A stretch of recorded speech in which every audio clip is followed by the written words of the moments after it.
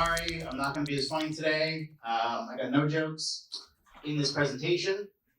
It's very high level, so if you have a question about something, please come see me afterwards. I tried to cover too much, and so I want to go like really high level on a bunch of things, and I have plenty of specific advice, but come find me after because I can't quite get it down to the right time.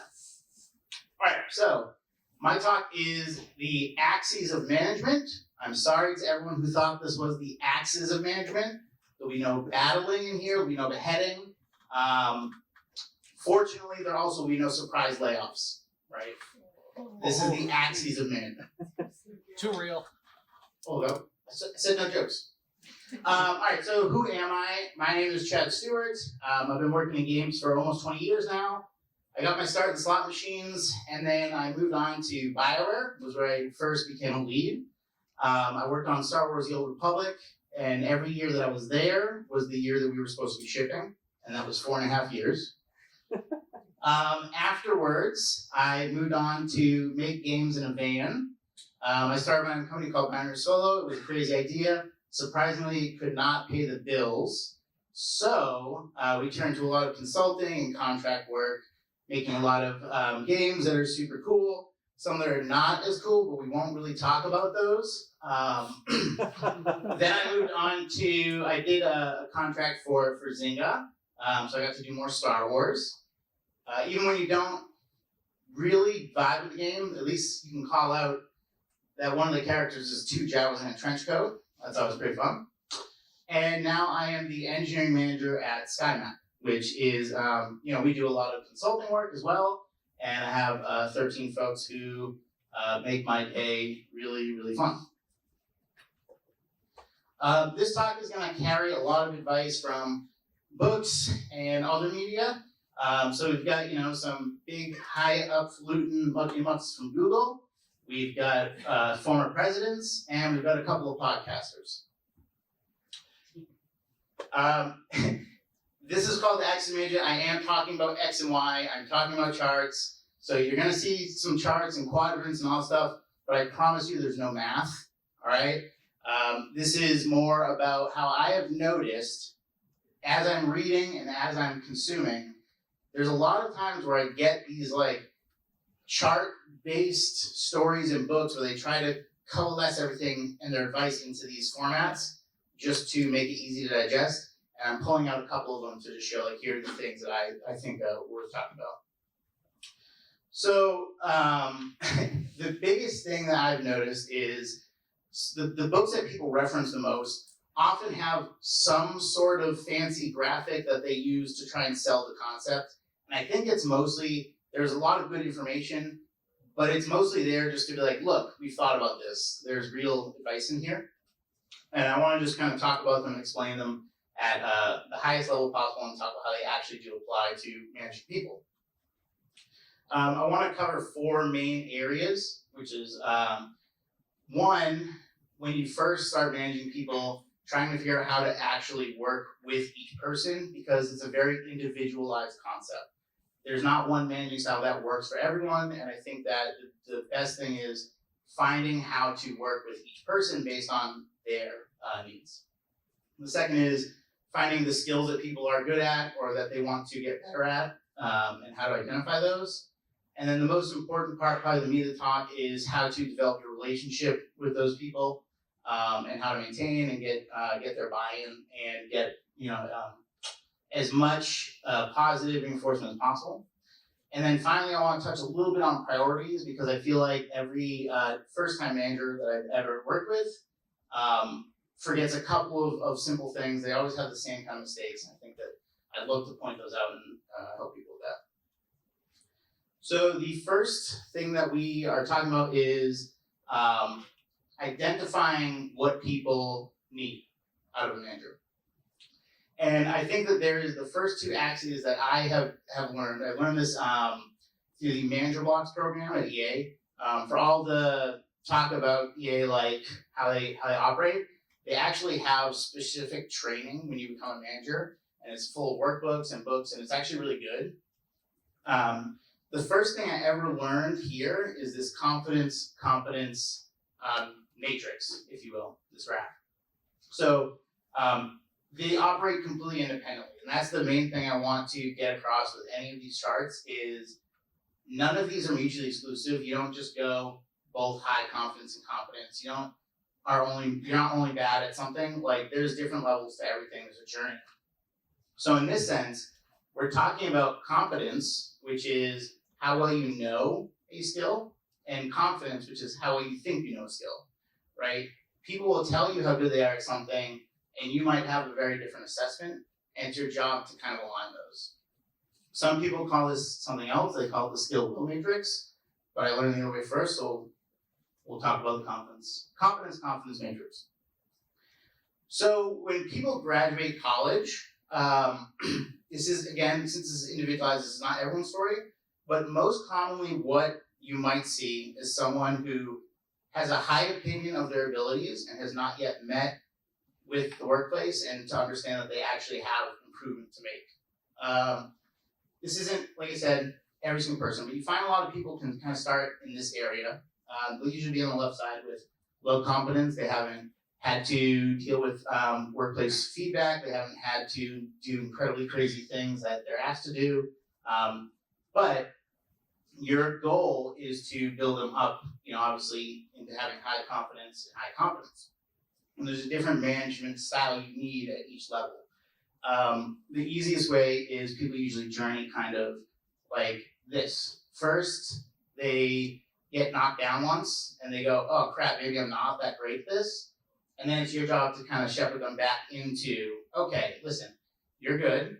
Here, we can get better at things. And then explain to them basically like, once they get to a point where they don't need your hand holding, they don't need as much, you're kind of just letting them fly. There's another format that this is shown, which is a hierarchy. I don't think it always works this way, but this is kind of a good, straightforward idea. So the first piece is unconscious incompetence. Now, incompetence is a strong word. It just means that you don't actually know how to do the thing yet.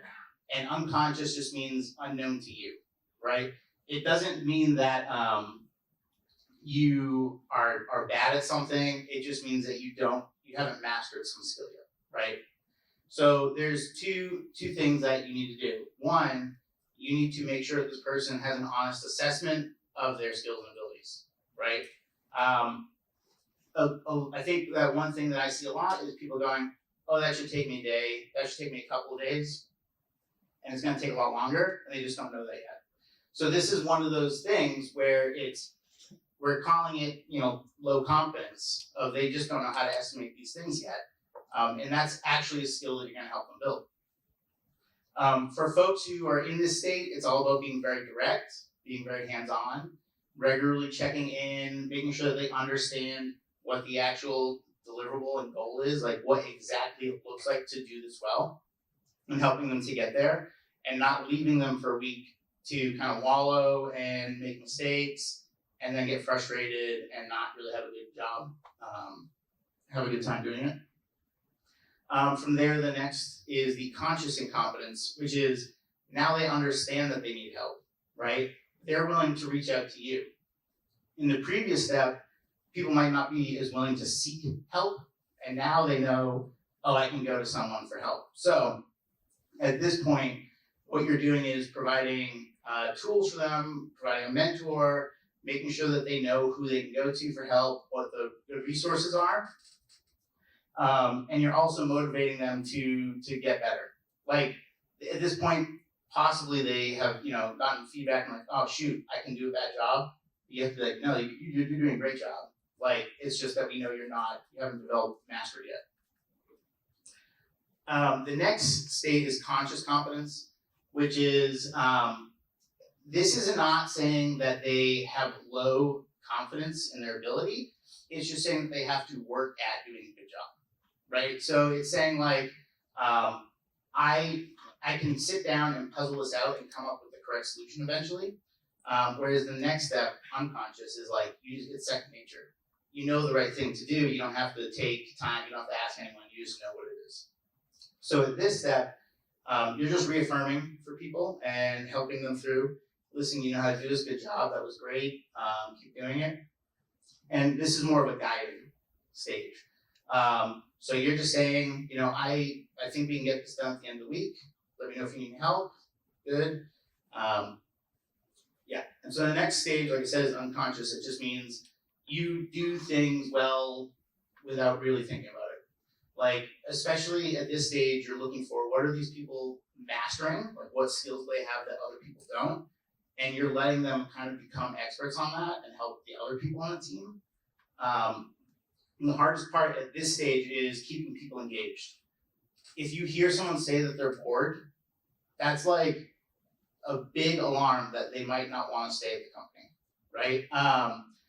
Maybe the market is different now, but when 5 years ago, if someone said I'm very bored, it was like, we should just plan for having lost this person. Because by the time they're willing to tell me they're bored, they've been bored for a while. So basically, in summary, different way of guiding each person.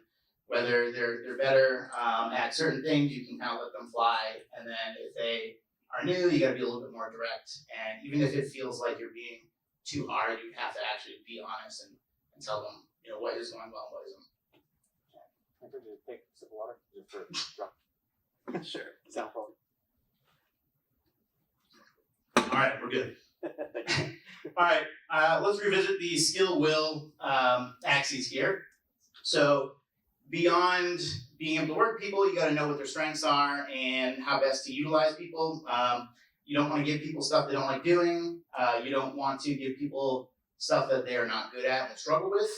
You do have to kind of mix it up a little bit, but in this grouping here, this is for each individual skill, the skill will matrix. So in each skill, someone might be like, oh, I'm really good at this, but they don't want to do it. They might say they're really bad at it, but they'd like to learn. They can fall kind of anywhere on here.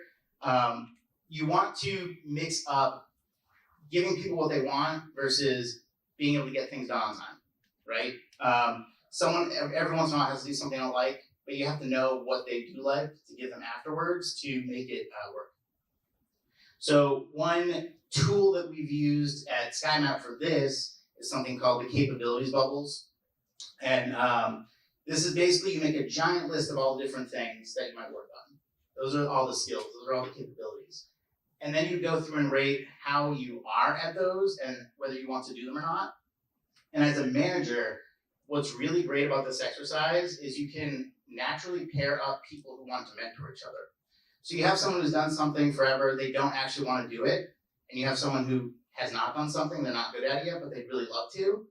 You just give them that responsibility and you stick the person who doesn't want to do it anymore as their mentor, and it gives everyone a boost because that person who's the mentor is like, all right, great, I'm smart, I'm valued, I have expertise, and they don't actually have to do the nitty-gritty work that they don't want to do. I use this section, this capability bubbles stuff, to also do goal planning. So this is an important part of folks' career, which is to know what they eventually would like to do. And I start from this list of capabilities. So if someone's like, oh, I'd really like to learn web development, well then we can start setting a goal for web development. I have a whole worksheet that I use for goals, but the basics are that it needs to be a SMART goal, which if you haven't unfortunately heard that phrase, it just means specific, measurable, achievable, relevant, time-based. So like instead of just saying, I want to get better at web development, you need to have something that shows that you're better at web development. Like, I will make a website by the end of the year. Like that is SMART. It has a specific thing. You can say whether or not it got achieved, like, yep, we did it. And it's relevant to web dev, and you have a specific end date that you get to say, yep, cool, we reached our goal. As a manager, there's a lot of things that people have goals for that aren't specific to work. Things that they want to do, and I encourage that. And for me, all I'm going to do is check in on them and be like an external motivator. And I say that up front, like, hey, if you don't do this, it's not really like my problem, but I want to be here so that you have to answer and just feel bad that you didn't do it. Like, not that I want people to feel bad, I just want people to go, oh shoot, I would have let this slip, except since I know I have to tell someone, I will do it. Alright, so the major really part of managing that people want to know about probably is how to actually on a day-to-day basis work with your reports and talk to them and help them enjoy their job and also get stuff done. So I'm going to reference heavily at first here Radical Candor, which is of all the books that inform this talk, this is the one that like probably I would call out and say you should read it.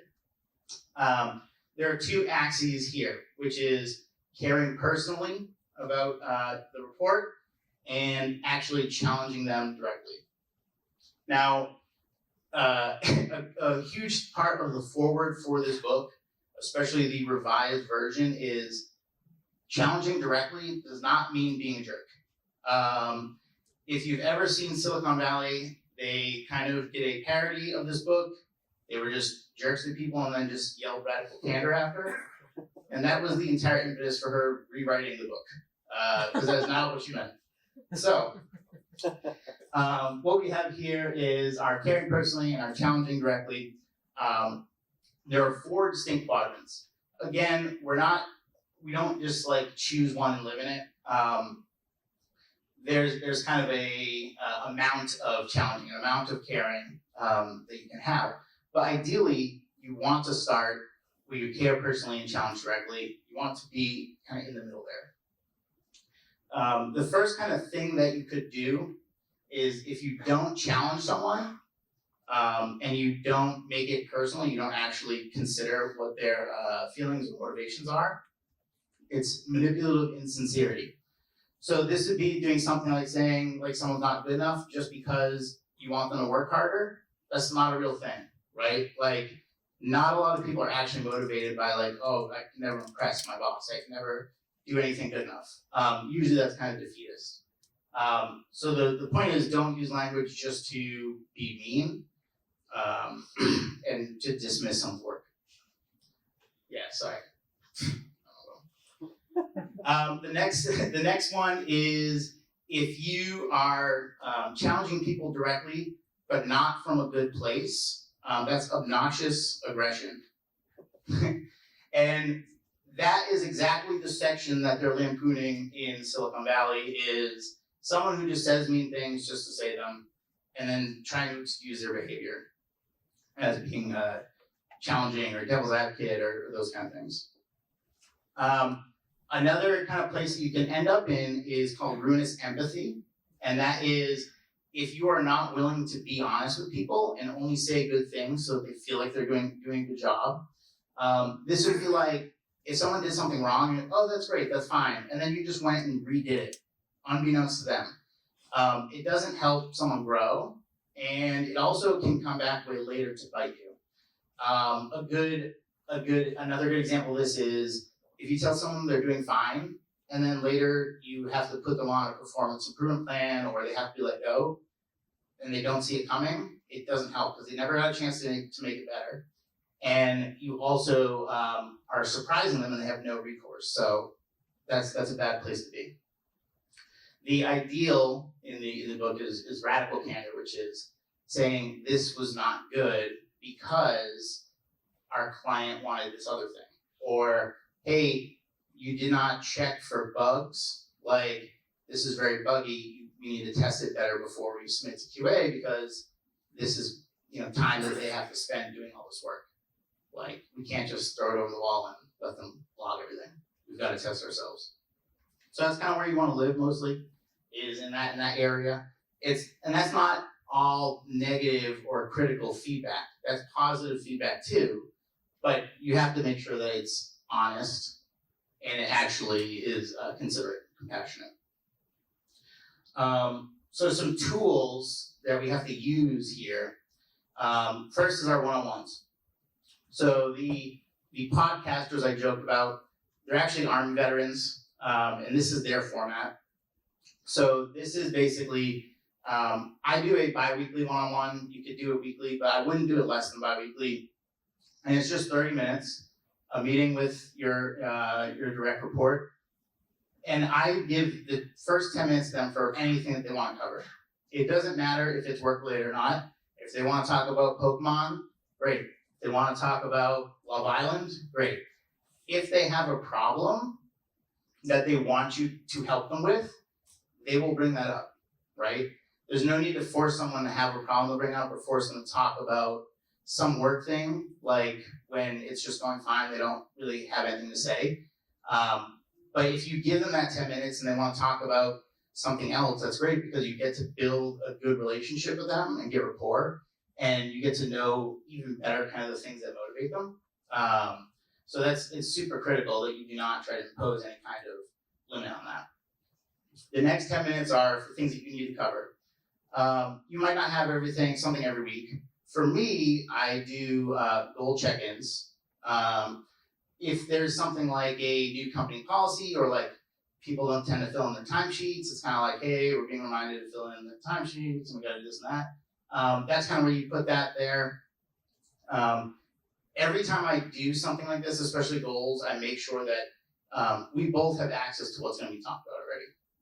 So like my goal worksheet thing that I use is on a shared drive, and it could be updated at any time by them or by us before that. And then the last thing, the parking lot, is basically just, you might end up having a really good conversation about something, and you're like, hey, I gotta cut in, let's talk about this like later. We need to cover this like developer thing that we need to do, or I need to tell you about the new project you're gonna be on. Like, you need to do that talk, so you have to have kind of a space to let conversations go along. And I'm never rigid about this. I'm never like, oh, hey, your 10 minutes is up. It's more like, I'll let it go 2 minutes, 3 minutes over if I know I don't have a full long thing to talk about, and then it's just kind of like, oh, hey, this is great, but let's talk about whatever. Actually, I probably would never say it like that, but the other tool is instant feedback. This is super critical. One of the things, the main thing that they talk about in the Army podcast is you have to set people up before you give them instant feedback. So just this phrase, hey, you got a minute, is like, you can't just come out and say, hey, what you did was bad. Like, because they're not in the frame to hear feedback, they're not ready to receive it and actually think about it. But a great phrase is like, hey, can I give you some feedback? As soon as you say that, the person's like, okay, yes, hold on. Like, they change their mental context and you're ready for feedback. The other main thing about this, about putting people in the correct mindset, is you can't only do this for negative feedback, right? If every time you tell someone, hey, can I give you some feedback? If they know what's coming is, you done messed up, then they're already defensive, right? And the point is, you can't, you have to give positive feedback as well, so people are like, oh, yeah, I got a minute. Like, something is big enough for you to tell me. And instant feedback is also like, hey, this is in the moment, something needs to be known, right? And my format for instant feedback is always to describe behavior and the outcome. Because if you say, hey, you did a bad job, you're basically telling someone that they personally were not good enough. Whereas what you want to say is something like, hey, when you make a 9/11 joke in a meeting with a client, they might not work with us. So let's not do that, right? That's not a real example, I swear. The other thing about instant feedback is some people, so the common advice is to praise in public and criticize in private, right? Like, if you have praise for someone, it's okay to tell them in front of someone else. But if it's criticism, don't do it. There is an asterisk there, you'll see though, some people don't like praise either in public, right? You have to know your audience. If they don't like being called out because they feel like, uh-oh, I don't want to look special, like, make sure that you respect that. The final piece in this kind of like tool set is the annual review. The biggest thing I want to point out about annual reviews is these should not be surprises. Like, in your one-on-ones and in instant feedback, anything that's going to come up in the annual review should already be known by both people. If there's an attendance issue, like people are always late, they should have been told they've been late. It shouldn't come up at the end of the year as a, hey, we're withholding money from you because we're late. We never told you. And the other thing is to be actually honest during the interviews. If you just give everyone a perfect score, like they can't grow and get better. And so you need an actual source where you can look at a document that says, here's where you were this year. Especially because if you compare it to the next year, you can say, hey, look, we got better. Like, you did the work and it paid off, and we're recognizing it. All right, the last thing here. This is the thing that I really want to get at, is when you have a big boatload of tasks that you have to do, and maybe this is you personally, you have to do it, right? Or you're a person responsible for it. This is a way of weighting these decisions. So this is the presidential Eisenhower matrix, right?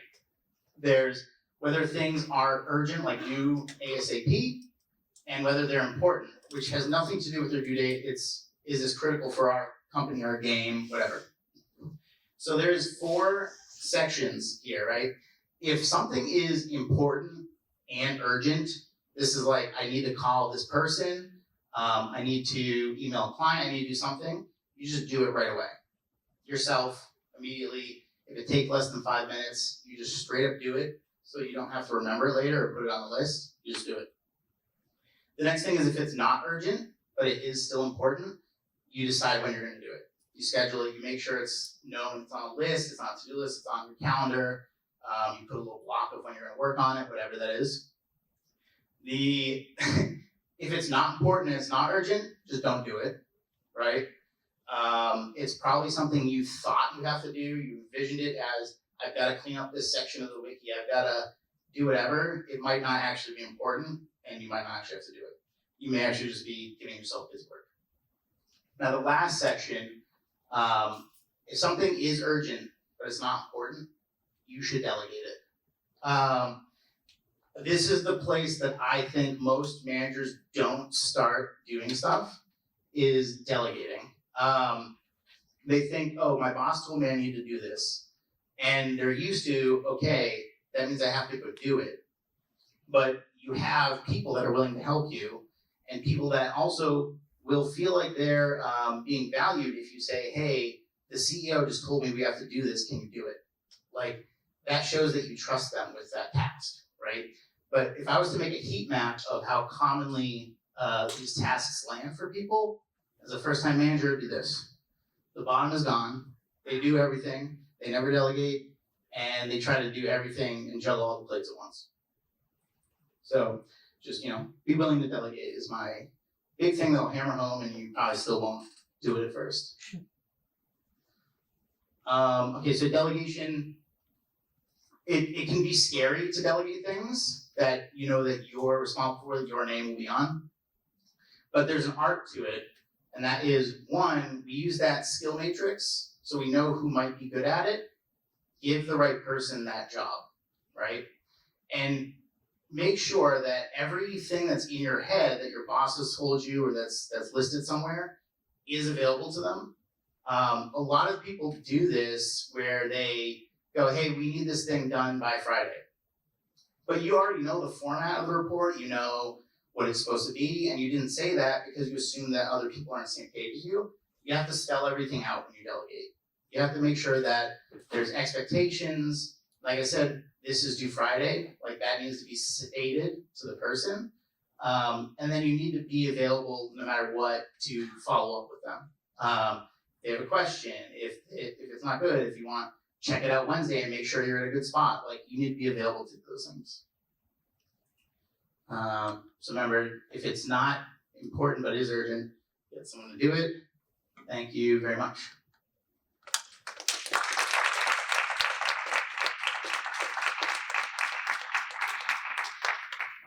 Does anyone have any questions? Christopher. So you mentioned one of those things of like, hey, do you have a minute? And I feel like that often freaks me out. Like, once also get a Slack message of like, hey, here's an appointment on your agenda with no whatever. Is there any way you approach that lowers some of that of like, oh, anxiety, dreaming of nightmares, whatever? Yeah, I actually. The question though, because I'm not close. Yeah. So you said basically, certain things can look scary, like got a minute or a calendar invite with someone that's important that you don't know why, and it's a 15-minute meeting. Yeah, so I actually don't like the phrase, hey, got a minute, which is, when I read it, I went, I don't have to actually just say that. I do say, you got time for a quick chat sometimes, but I don't use that for feedback. Like, if I say, like, hey, you got a minute to chat, it's usually like, hey, we got this new project, or I have this question or something. I make sure that it's not a anxiety thing. And so, like, over time, if you know me, if I say, hey, you got a minute to chat, you know it's not, hey, you messed up. So I actually prefer, hey, can I give you some quick feedback? Because it lets you know exactly what's going to happen is, hey, I'm going to be told something about what I just did. Calendar thing, I kind of don't know. I've been asked many times when we had bad calendar invites, and I'm like, I can't tell you. But do you prefer to give feedback in writing or in over voice, like in person or voice? So it kind of depends on the severity. Like, it's good practice to document things that may be a real difficult problem. If something is very serious in nature, like, for example, if someone was making 9/11 jokes, I have to be like, hey, or like, that might be an email or a chat that said, hey man, like, we can't make offensive jokes. Like, that's just not how we do it. But if it's something like someone was 5 minutes late to a meeting, you know, I'm not gonna like put that on the record until it's like a habit, until it's like, oh, they're always 5 minutes late to a meeting. Like, this is a problem that needs to be addressed because clients get confused when someone shows up 5 minutes in. You know, like, and if I do put it in writing, it's just still the same thing of, hey, you know, we've been consistently late for meetings, and it's causing problems where, you know, meetings get derailed as everyone says, oh, hey, blah blah blah, welcome. You know. So I guess I'll describe the situation. I and the question about it. I have a group of peers in my studio, and we're not like managed by any one person. We're effectively managing each other in some ways.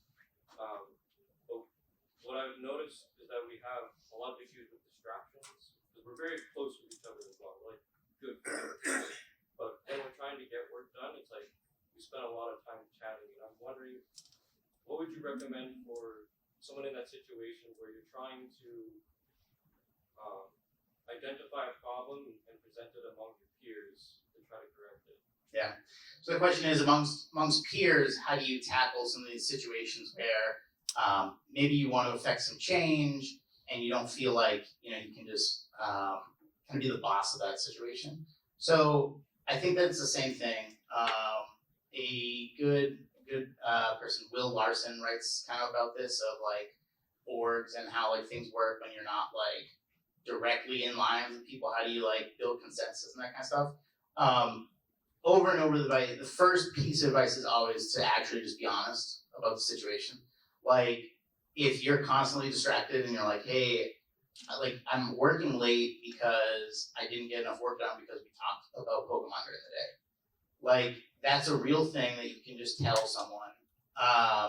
The other thing is, when it's, especially if it's more than one peer, is the idea of like building consensus, which means like figure out with other people, maybe they feel the same, like just gauge where they're at.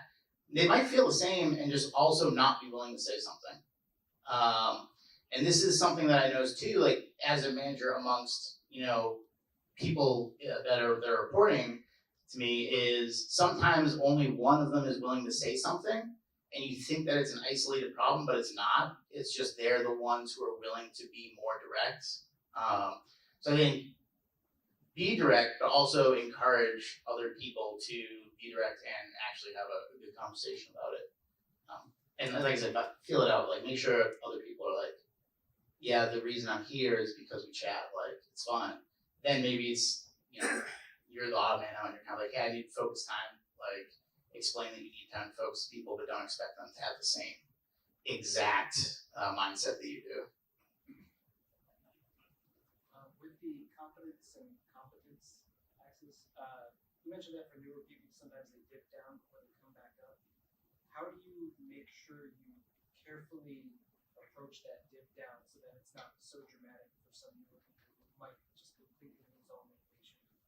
The question was, how do you guide people through that kind of dip in confidence without kind of, wrecking their self-worth, like making sure that they are still able to recover from it. And I think that one of the tactics I use is to make sure that people know they're not alone in this. Like, if they know it's not a personal thing, like if I say to someone, hey, this is a thing that I noticed amongst everyone. Like, this is a very common problem, is people don't check their code enough, or people are forgetting to do this, and letting them know, like if at all possible, like, hey, this is not a you thing, this is just a learning curve thing that we are tackling together. I think that really helps, like, especially if it's like, oh, this stuff is hard, everyone struggles with this, that kind of thing. And then the other thing is celebrate the wins as they come, like be extra vigilant to find and celebrate wins so that they know, like, oh, I've done this well. Yeah, I did this well. I may have forgotten to do one thing and we've recovered from it now. So, all right, any other questions? Do you have any particular tricks for, like, in a remote setting, having I guess you are partially remote. I'm fully remote, actually. I just cringe because there are many things that worked really well in person that I wish I had in my tool set. So, just like having a nice vibe, if you will, on the team, like friendliness and yeah, this is tough. It's how do you have a good kind of cohesion, a good vibe on a team when you're remote. I think actually, I'll be quite honest, my studio struggles with this a little bit. In just because we don't have enough like touch points, I think is the real thing. I think that as you interact with people and as you start to draw them together, the thing that I do right now is kind of to call out other people's interests to each other, in an effort to try and get them to start talking about things. Like Chris, who's in the room, may know I was like, hey, Randy, Chris loves tennis too. Wow, I can't believe you guys both love tennis. You should talk about tennis. And I also have tried to guide people to make posts in public spaces that are not work related, like those kind of things, like to try and actually build that up. But other than that, I think the only other thing you can do is just be friendly and be smiling and act great on camera with everyone. Wow, what is skate club? Why does it say that on your slide? That is the name of the template.